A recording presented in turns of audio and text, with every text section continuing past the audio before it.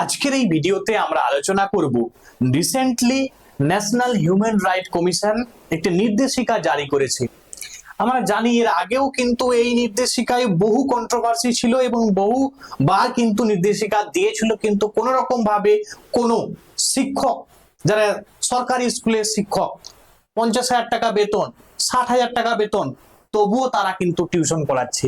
এবং সব থেকে বড় কথা, তারা এমন ভাবে স্টুডেন্টদেরকে বলে রেখেছে যদি তুমি টিউশন না পড়ো তাহলে তোমার যে প্র্যাকটিক্যালের নাম্বার বা তোমার যে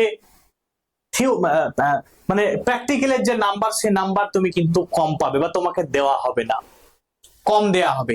এই রকম একটা সমস্যার সম্মুখীন কিন্তু বহু স্টুডেন্ট হচ্ছে এবং তার কমপ্লেন কিন্তু জানানো হয়েছে। এর ফলে ন্যাশনাল হিউম্যান রাইট কমিশন একটি নির্দেশিকা জারি করেছে। সেই নির্দেশিকায় কি বলা হয়েছে সবকিছু আলোচনা করব। প্রত্যেকে কিন্তু মন দিয়ে শুনো এবং দেখো। আশা করছি তোমাদের এই ভিডিওটা দেখলে অনেকটা তোমরা উপকৃত হবে। আমি প্রথমেই বলি এই বিষয়টা আগে, এখানে আমি একদম এই নির্দেশিকায় কি আছে সেটা বলার আগে একটু আমি কয়েকটা কথা বলি। দেখো, যে সমস্ত শিক্ষক শিক্ষিকা মহাশয় বা মহাশয়া আছেন তাদেরকে আমি কিন্তু একদম মন থেকে কিন্তু রেসপেক্ট করি, বাট তাদেরকে আমি কিছু কথা বলতে চাই। এক নাম্বার, কি কি কারণে এই যে হিউম্যান রাইট কমিশন কি মানুষের যে সমান অধিকার আছে সেটা কিন্তু এক কথায় বঞ্চিত করছেন আপনারা। কিরকম ভাবে বঞ্চিত করছেন? একটা বেকার ছেলে, ঠিক আছে, সে কিন্তু পড়াশোনা করছে চাকরি পাওয়ার জন্য, আমিও জানি, ঠিক আছে। এবার অনেক পরিবার আছে তাদের কিন্তু ফাইন্যান্সিয়াল কন্ডিশন যথেষ্ট ভালো, তাদের কোন রকম আদার্স ইনকাম ছেলের প্রয়োজন নেই, ছেলে জাস্ট পড়াশোনা করবে, চাকরি আনবে ঘরে, এটাই। কিন্তু আমরা যদি দেখতে চাই যে 80% ছেলে মেয়ে যারা পড়াশোনা করছে তারা কিন্তু চায় যে আমরা একটা টিউশন পড়িয়ে আমাদের যে খরচটা সেটা নিজেরা জোগাড় করব। এইরকম একটা মেন্টালিটি কিন্তু ম্যাক্সিমাম স্টুডেন্টদের কিন্তু থাকে যারা চাকরির জন্য পড়াশোনা করছে। এখন আপনারা যদি ওই ছেলেটার বা ওই মেয়েটার যেটা আর্নিং বা যেটা জীবন জীবিকা, ঠিক আছে, সেটা যদি আপনারাই ভোগ করেন, আপনারা 50,000 টাকা তাহলে ওই স্টুডেন্ট গুলোকে দিয়ে দিন, ভাগ করে যারা পড়াশোনা করছে তাদেরকে দিয়ে দিন। এখন আপনারাই যদি সবকিছু নিয়ে নেবেন তাহলে এরা কি করবে? এই হচ্ছে একটা বিষয় যেটা আপনাদেরকে আমি কিন্তু তুলে ধরলাম। আশা করব পরবর্তীতে কোন রকম ভাবে আপনারা কোনো এই যে টিচিং এর সঙ্গে যুক্ত থাকবেন না, যুক্ত থাকতে পারেন যদি ফ্রি সার্ভিস আপনারা দিতে পারেন তো অবশ্যই যুক্ত থাকতে পারেন।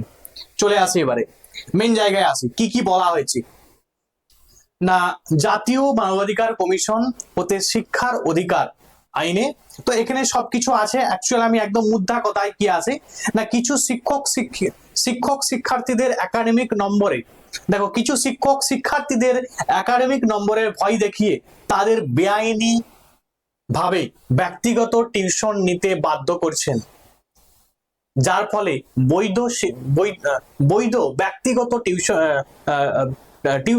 টিউটারদের জীবিকায় কিন্তু প্রভাব পড়ছে। যেটা আমি বললাম যে পার্সোনাল যে প্রাইভেট টিউশন টিচার যারা আছে তাদের কিন্তু একটা বিশাল ইম্প্যাক্ট বা প্রভাব কিন্তু পড়ছে।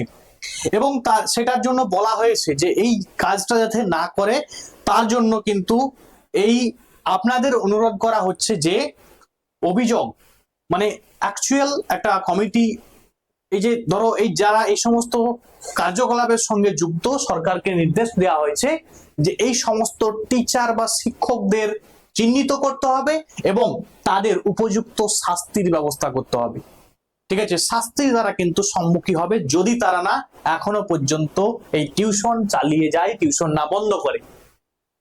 তো আজকের ভিডিওটা অবশ্যই তোমরা শেয়ার করে দাও বেশি বেশি করে, যাতে ওই শিক্ষক, আমি সব শিক্ষককে বলবো না, অনেক শিক্ষক আছে অনেক রেসপেক্টেড, ঠিক আছে, আমিও অনেক বহু শিক্ষকের কাছে পড়াশোনা করেছি, কিন্তু কিছু শিক্ষক আছে তারা কিন্তু এই যে প্রাইভেট টিউটরদের পেটে এক কথায় লাথি মারছে।